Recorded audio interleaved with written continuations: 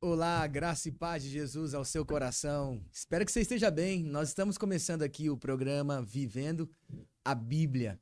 Toda terça-feira, nós aqui nesse mesmo horário, no horário para alcançar seu coração, através da Rádio Metrópolis FM, do YouTube da Igreja Coração e também em collab com o meu próprio YouTube, Igor Palomo Vieira. Então eu gostaria que você está assistindo, nos ouvindo, pudesse compartilhar essa mensagem. Você que está assistindo, clicar em curtir, se inscrever, pois a plataforma nos ajuda a levar essa mensagem a muitas outras pessoas. E para nós isso é uma missão. Estamos aqui para a glória de Jesus e para a glória da palavra de Deus que nos transforma. Bom, hoje nós vamos na jornada do Evangelho de João, estudar o capítulo de João 5. Gostaria que você abrisse sua Bíblia. Em João 5, nós vamos estudar essa parte da palavra. Quero fazer uma primeira leitura com vocês e a gente estudando mesmo a Bíblia, porque estudar a Bíblia é algo que nos transforma, é algo poderoso. E à medida que a gente lê, Deus vai ministrando no nosso coração. À medida que a gente conhece, nós somos transformados. E a minha oração é para que hoje, conforme você vai ouvindo a palavra de Deus, ela vai ministrando ao seu coração, porque ela cumpre o propósito de Deus sobre nós. João 5, Evangelho de João, capítulo 5, versículo 1. Em diante, diz assim: Depois disso, Jesus voltou a Jerusalém para uma das festas religiosas dos judeus. Dentro da cidade, junto à porta das ovelhas, ficava o tanque de Betesda, com 5 pátios cobertos. Ficavam ali cegos, mancos e paralíticos. Uma multidão de enfermos, esperando o movimento da água, pois um anjo do Senhor descia de vez em quando e agitava a água. O primeiro que entrava no tanque, após a água ser agitada, era curado de qualquer enfermidade que tivesse. Um dos homens ali estava doente havia 38 anos. Quando Jesus o viu e soube que estava enfermo por tanto tempo, perguntou-lhe: Você gostaria de ser curado? O homem respondeu: Não consigo, Senhor, pois não tenho quem me coloque no tanque quando a água se agita. Alguém sempre chega antes de mim. Jesus lhe disse: Levante-se, pegue sua maca e ande. No mesmo instante, o homem ficou curado. Ele pegou sua maca e começou a andar. Uma vez que esse milagre aconteceu no sábado. Vamos ler até essa parte. Agora vamos para o texto bíblico, nós vamos explicá-lo. Começa assim no versículo 1. Depois disso, Jesus voltou a Jerusalém para uma das festas religiosas dos judeus. Os judeus tinham festas religiosas e muitas dessas festas deveriam ser feitas exclusivamente em Jerusalém. Então, gente de todos os lugares, judeus de todos os lugares, precisavam vir a Jerusalém para celebrar essa festa. A cidade ficava cheia de gente, cheia de tantas pessoas que vinham. E diz que Jesus, olha só, voltou a Jerusalém para essa festa. Por causa da festa que deveria ser celebrada exclusivamente em Jerusalém, foi necessário Jesus voltar para Jerusalém. Lá estava Jesus para celebrar essa festa com todas as pessoas. E havia algo ainda muito importante. Muitas dessas festas, além de ser celebrada apenas em Jerusalém, deveria ser celebrada especificamente dentro do templo, o lugar sagrado, o lugar mais sagrado dos judeus, o templo. Eles precisavam ir ao templo. Mas a partir do momento que as coisas acontecem no templo, tudo começa a mudar e também começa a excluir pessoas. Por exemplo, para uma pessoa ir ao templo e oferecer algo a Deus na tradição deles, da Bíblia antiga, era necessário a pessoa estar, segundo a lei de Moisés em Levítico, cerimonialmente pura. Uma mulher no seu ciclo menstrual não poderia ir, pois ela estava impura e deveria depois ainda ficar 7 dias para que até a sua impureza fosse purificada. Isso era uma ordem da lei. Um homem que tocasse num leproso ou comesse algum alimento proibido, ele também ficava cerimonialmente, ou seja, ele não podia entrar, era proibido entrar, porque ele não poderia oferecer algo a Deus. Além dessas pessoas que tinham essas regras a serem cumpridas, tinham outras pessoas que eram excluídas, que nunca poderiam entrar. Estavam excluídas definitivas. Eram aleijados, paralíticos, cegos ou alguma deficiência. Essas pessoas nunca poderiam entrar no templo por causa da sua deficiência. E ali está Jesus. Está Jesus para ir celebrar essa festa. Está Jesus e a cidade está cheia de Jerusalém. O templo está cheio. Mas olha o que diz, versículo 2. Dentro da cidade, junto à porta das ovelhas, ficava o tanque de Betesda, com 5 pátios cobertos.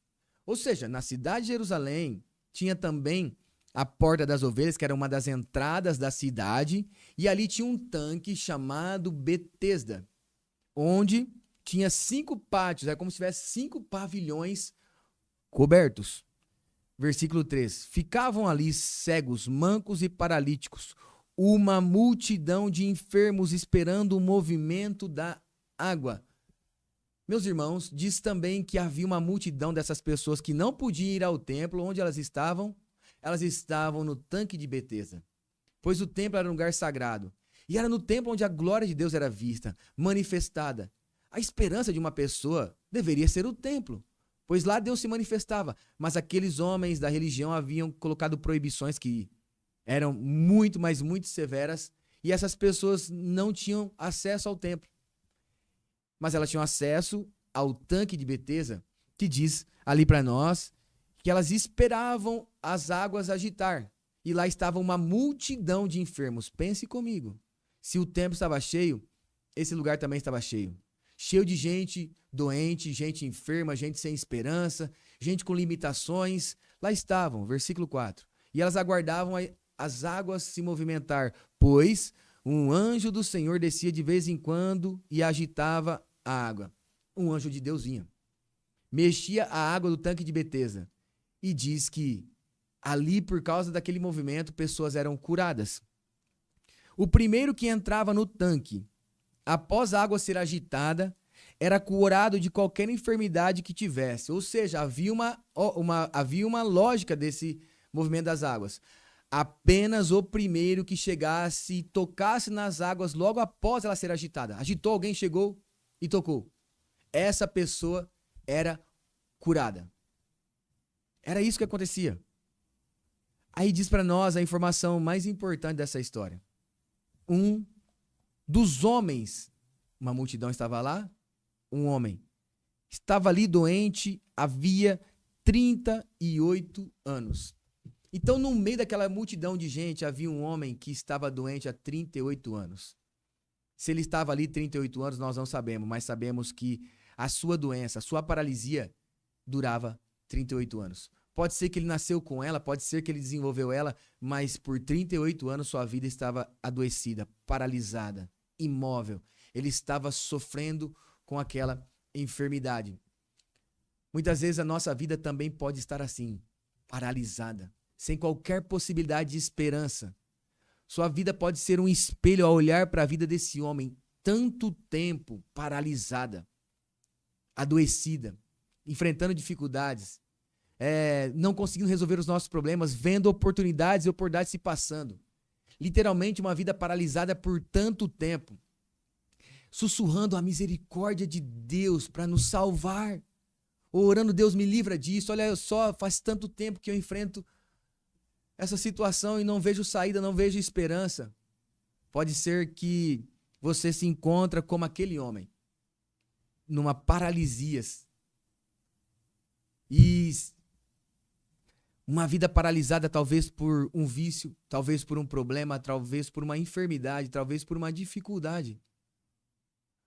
O mundo à nossa volta nos paralisa, talvez por uma palavra que alguém lançou contra você, por uma atitude, por uma traição, por o fim de um relacionamento, um casamento, por um sonho que foi frustrado na tentativa de que ele fosse realizado.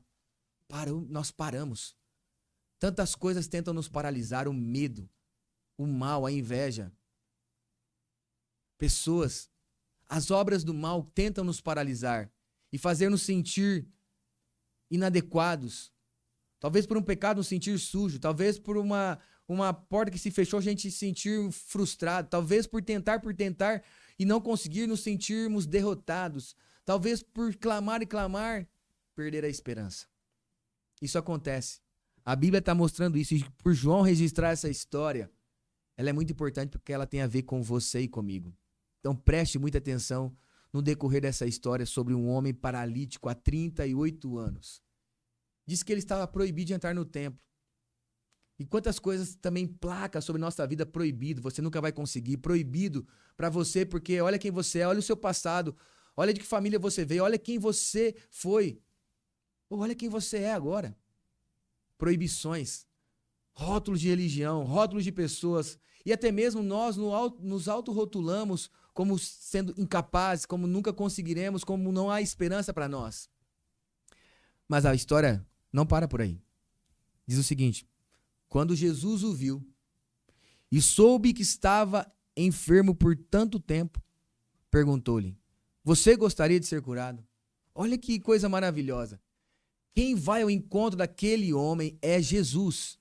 Pois era um homem paralítico, não tinha como andar, estava ali, talvez estava ali há tanto tempo, estava deitado numa maca, pois Jesus vai dizer para ele pegar a maca, solitário, numa concorrência absurda, porque era quem chegasse primeiro, então ninguém ia levá-lo, porque se levá-lo ele seria curado, e sempre tem alguém querendo algo primeiro que nós, querendo passar na nossa frente. Tem gente, talvez, no mundo tão concorrente que é o nosso, querendo. Mas diz que Jesus ouviu. Isso é uma esperança para nós, sabe por quê? Porque primeiro de tudo Jesus vê você, vê a gente, vê o sofrimento que nós estamos lidando, vê-nos numa multidão. A história que nós estamos lendo diz que havia uma multidão de enfermos. Jesus enxergou aquele homem no meio de uma multidão. Não importa o poço tão fundo que você está, Jesus te vê. Os olhos dele estão sobre você. Você não escapa do olhar misericordioso de Jesus. Você não escapa do seu olhar terno de misericórdia. Sabe por quê?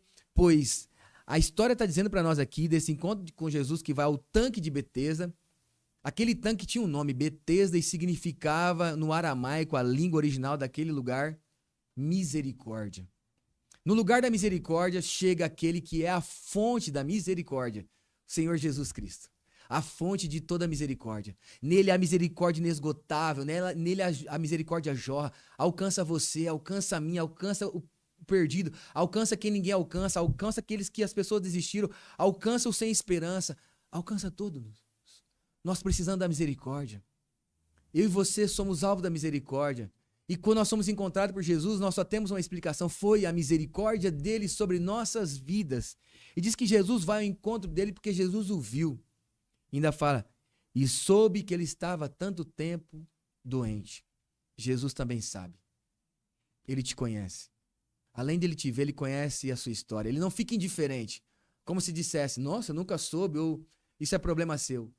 Jesus foi porque Jesus sabia, Jesus o viu, é aquele. Jesus te vê no meio de uma multidão, quando ninguém te vê, quando as pessoas te veem com mais um, quando as coisas não dão certo para você, quando você é uma peça descartável, quando você é mais um, e quando todos estão passando, e se você vê a sua vida passar, e você vê ela paralisada, adoecida, você vê a esperança ser esmagada, Jesus está te vendo, Jesus nos vê. Os olhos dele de misericórdia estão sobre nós, ele te conhece como ninguém, ele conhece a sua dor. E é por isso que ele vai enquanto aquele homem estava há 38 anos e ninguém podia fazer nada para ele, ninguém se interessava por ele e ninguém fazia nada a ele. Até que Jesus vai a ele e pergunta, você gostaria de ser curado? Versículo 7. O homem respondeu, não consigo, Senhor, porque não há ninguém que me coloque no tanque quando a água se agita. Olha que interessante, aquele homem estava tão condicionado à realidade que ele estava vivendo, que quando Jesus pergunta para ele, você quer ser curado? Gente, se ele estava diante de Jesus, que ele fala, sim, Senhor, o Senhor me cura, o Senhor pode me curar. Ele falou, eu não consigo nem chegar naquele tanque. Olha o tanto de gente que tem aqui, todas elas estão querendo chegar antes de mim. E para mim chegar naquele tanque, eu no mínimo deveria estar andando, e ainda andando eu concorreria com as pessoas, porque eu deveria ser mais rápido que elas. Mas ninguém me coloca no tanque. Não há ninguém que me coloca naquele lugar. Ele não consegue ver que Jesus está ali. E sabe, meus irmãos, aquele cenário, quando ele diz, eu não consigo, eu não sou capaz, não há ninguém que me coloque, é o cenário desse mundo mal. Pois o nosso mundo, e até mesmo o mundo religioso sem Jesus, ele é concorrência. Sabe por quê? Porque a religião, não é nada a ver com Jesus, Ela vai dizer, você tem que fazer. Se você fizer, você merece. Se você conseguir completar todos esses checklist de coisas que precisam ser feitas, obediência, você ser assim, você acontecer assim, tanto, você vai receber o seu milagre, você vai receber essa bênção, e você vai ser aceito. Religião. E religião sempre colocará coisas antes para você fazer, para chegar até Deus. E no fundo, você nunca vai conseguir fazê-la. Pois na verdade, se a nossa esperança depende exclusivamente de nós estamos perdidos. Isso não é esperança, é desesperança. Para não dizer desesperador. Mas aqui está a esperança verdadeira. Está Jesus, diante daquele homem. Mas esse homem ainda olha as coisas pela lente da religião. Dizendo, não consigo, não sou capaz. Eu fracassei, eu já tentei várias vezes, estou sofrendo há 38 anos. Eu não tenho condição nenhuma. E o retrato daquele homem é o nosso retrato espiritualmente. Nós não conseguimos, não somos capazes. Nós nunca seremos aceitos pelos nossos próprios esforços. Nós nunca conseguiremos chegar primeiro. Pois a religião e esse mundo diz, você tem que ser o primeiro para ser o melhor. Você tem que estar à frente das pessoas chegarem antes delas para você ser o campeão. O campeão é o primeiro. O mais notado é o maior. As pessoas só batem palma para o melhor. Religião e o mundo, elas se aplaudem, pois está baseado no mérito das pessoas. E quando nós olhamos para os nossos méritos, nós não somos capazes, nós somos como esse homem paralisado. Não temos força. Sabemos que erramos e pecamos. E não há o que a gente fazer. E ali está Jesus, indo ao encontro daquele homem. E oferecendo a presença de Deus que era oferecida apenas lá no templo, onde esse homem não poderia estar por ser um paralítico, por ter uma deficiência, por ser excluído do templo. Lá está Jesus indo ao encontro daquele homem, oferecendo a presença de Deus, oferecendo a cura, oferecendo salvação. Quando Jesus pergunta, ele fala, não há ninguém que me coloque. Aí Jesus diz a ele, versículo 8, levante-se, pegue sua maca e ande. Olha o que Jesus diz, levante. Levante de onde você está caído. Levante você que está caído espiritualmente, você que está morto, você que perdeu suas forças, você que se sente prostrado, levante, Jesus te coloca em pé. O Espírito de Deus te dá vida, Ele é o Espírito vivificador. Nós estávamos mortos espiritualmente até o dia que o Espírito de Deus soprou sobre nós e nós vivemos para Deus. Os nossos olhos se abriram, estavam fechados e vimos Deus, vimos a luz de Deus, enxergamos a glória de Deus. Jesus curou aquele homem, sabe por quê? Porque Jesus mostra que, na verdade, no tanque da misericórdia, Jesus é a verdadeira misericórdia, ele é a fonte da misericórdia. Ali por detrás daquele milagre de fazer um homem que estava 38 anos paralítico, andar era algo extraordinário. Mas extraordinário era a misericórdia de Jesus. Extraordinário era a misericórdia de Jesus ir ao encontro daquele homem, o ver, saber a história dele, se interessar por ele e curá-lo. Sabe onde? Jesus foi para celebrar uma festa. Nós começamos lendo isso lá no versículo 1. Jesus voltou a Jerusalém para uma das festas religiosas dos judeus. Jesus deveria estar lá no templo. O que Jesus está fazendo ali no tanque de Betesda? Isso é impressionante. Porque Jesus vai onde estão os excluídos, onde estão os desvalidos, onde estão os sem esperança, onde estão os quebrados, onde estão os fracassados, onde estão os enfermos, onde estão aqueles que estão perdidos e mortos espiritualmente. Jesus vai ao encontro deles. É nesse lugar que ele vai expressar a sua misericórdia. É ali que ele vai, expressar o seu coração. Jesus vai ao encontro daqueles que estão excluídos, estão fora, para trazê-lo para perto de Deus. Na verdade, a expressão da misericórdia de Deus é Jesus. Nós somos alvos dessa misericórdia. Quando alguém olhar e ver algo bom em você, depois que você for curado por Jesus, transformado e salvo por Jesus, sabe o que você vai dizer? Isso é a misericórdia de Deus. Quando alguém diz algo para mim, eu digo, isso é a misericórdia de Deus, pois um dia eu estava perdido, eu estava caído e Jesus me encontrou, me achou, foi ao meu encontro, me amou, transformou minha vida, Ele derramou sua misericórdia sobre mim. Eu quero dizer para você que Jesus é a fonte da misericórdia. E lá está Jesus. Há um homem que está perdido, sem esperança. Há um homem que está há 38 anos com uma vida paralisada, adoecido. E quantos anos ainda ele teria de vida? Um homem que nunca celebrou uma festa, enquanto no templo, alguns quilômetros dali, estava tendo uma festa religiosa e ele nunca poderia participar. Esse homem estava num tanque.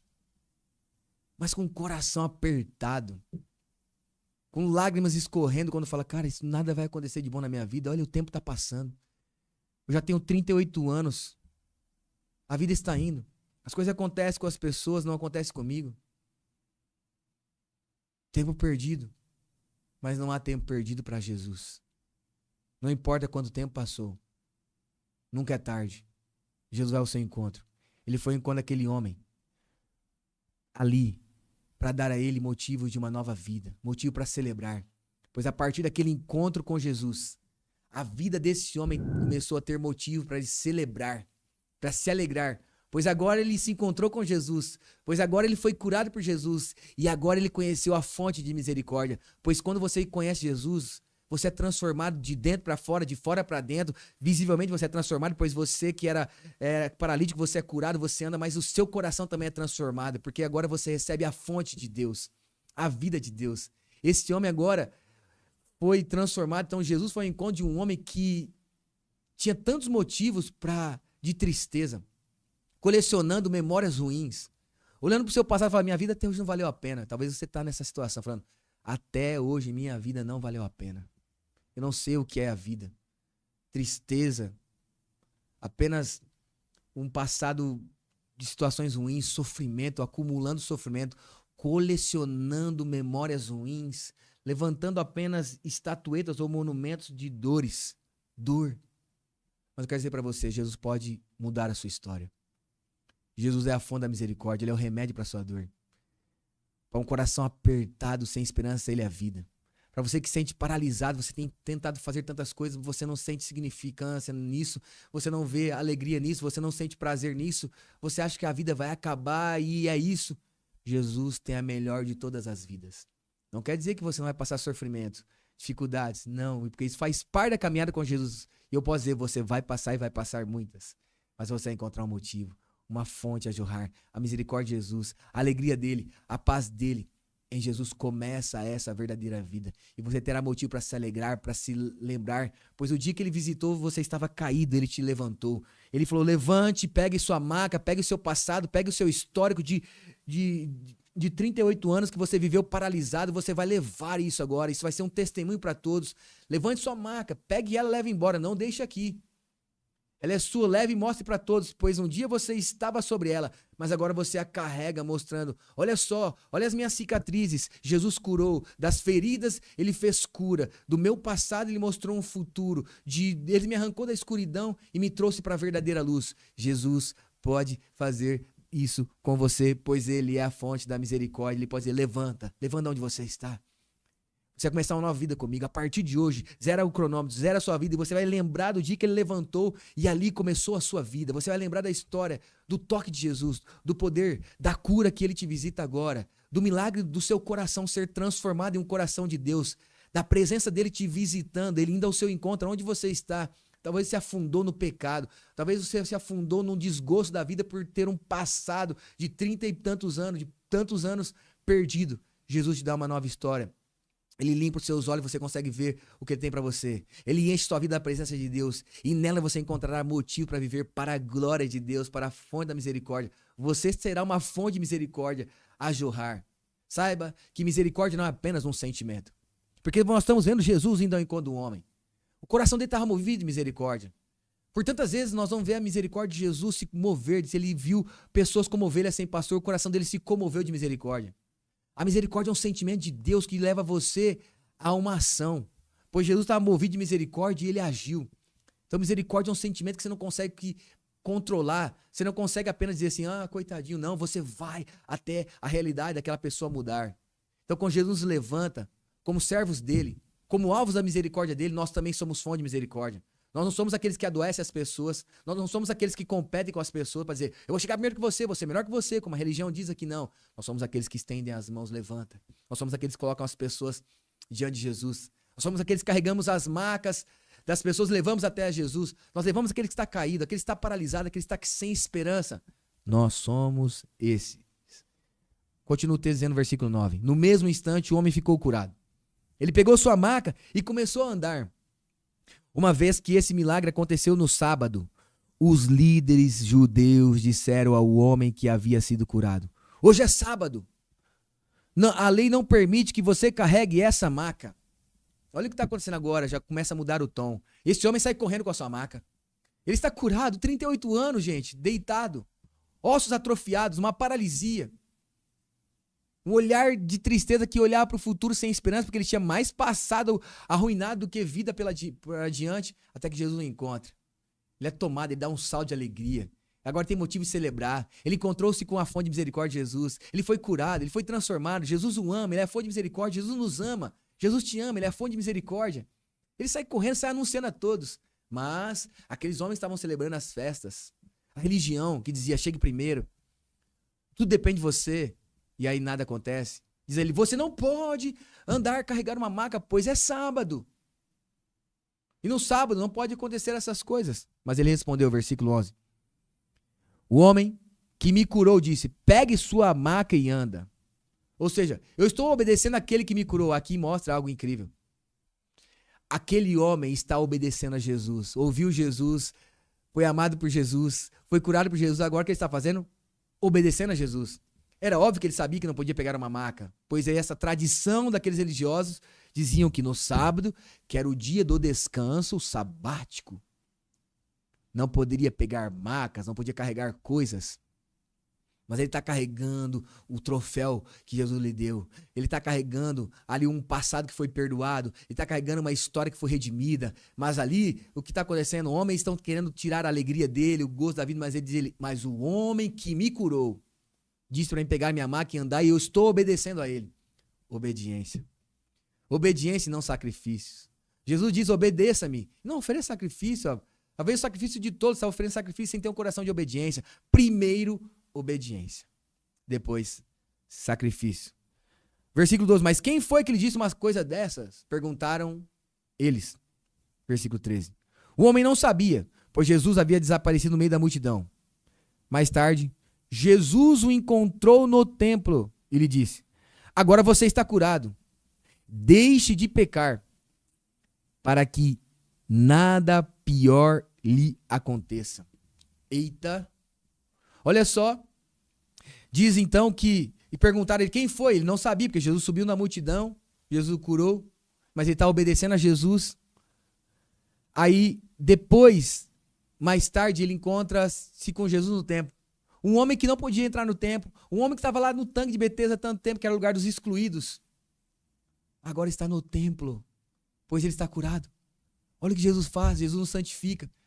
De inadequados que nunca poderiam entrar no templo, agora nós podemos entrar, podemos ter acesso aos lugares. Jesus nos leva aonde ele deseja. E Jesus o encontrou no templo, agora Jesus está no templo. Mas Jesus fala algo para ele. Agora que você está curado, deixe de pecar. Jesus nos cura, mas ele também diz, não peque mais. Ele é cheio de amor, mas ele é cheio de justiça. Ele é cheio de graça, mas ele é cheio de verdade. A graça nos cura, a verdade diz, não pequem mais. Olha só. E por que ele diz, não pequem mais? Aí ele fala, para que nada pior lhe aconteça. Ô louco, o que é pior do que viver uma vida de 38 anos paralisada, sem sentido, arruinada, um inferno de vida? É viver uma eternidade dessa mesma forma. Sem Deus. Paralisada pela condenação. É partir sem Jesus. É viver, é morrer sem Ele a ponto de você ir para o inferno. Pois a Bíblia deixa claro que o inferno é real. E o que é pior do que uma vida paralisada? É uma eternidade paralisada. O que é pior do que 38 anos sem conhecer Jesus? É viver uma eternidade por não ter conhecido Jesus. O que é pior do que ter uma vida de 38 anos sem sentido? É viver uma eternidade sem sentido. O que é pior do que 38 anos de sofrimento, de dores? É viver uma eternidade de sofrimento e dores. E aí Jesus mostra o que pode levá-lo. O pecado. Pois é o pecado que nos condena. É a escolha de viver sem Jesus. É a escolha de viver do nosso jeito. De não obedecer a Jesus, de não amar a Jesus. Então, preste bem atenção, Jesus é a fonte de misericórdia, mas ele deixa bem claro, não peques, porque o pecado pode te levar para um lugar muito pior, para uma eternidade sem Deus. Isso é sério, gente. O homem foi curado, os líderes judeus lhe disseram que tinha sido Jesus quem o havia curado. Glória ao Senhor Jesus, é Ele quem nos cura, é Ele que nos transforma. Agora versículo 16, Então os líderes judeus começaram a perseguir Jesus por não respeitar as regras do sábado. Haviam regras no sábado que esses líderes criaram. E uma delas, não carregue maca. O que era o sábado? Não era o descanso? Não era trazer descanso. Deus deu descanso para todos nós, para descansar. Pois olhe bem o que Jesus diz no versículo 17. Jesus, porém, lhes disse: meu pai sempre trabalha e eu também trabalho. Sabe o que Jesus está dizendo? Meu pai não para de trabalhar. Como é que vocês querem falar que eu não devo trabalhar no sábado, não devo fazer as coisas no sábado? A resposta de Jesus ela é incrível, sabe por quê? Porque o sábado era o descanso. E a pergunta é, o descanso era a plenitude de Deus, a alegria, era ser revigorado.